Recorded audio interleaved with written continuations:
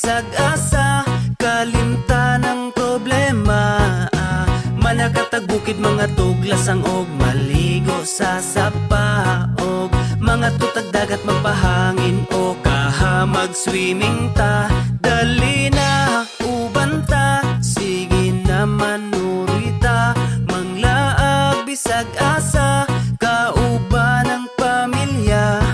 Magpabukid magkamping sa kinaiyahan, magpaduol ta, mamingwit manginaso kaha, magsakay-sakay tagbangka.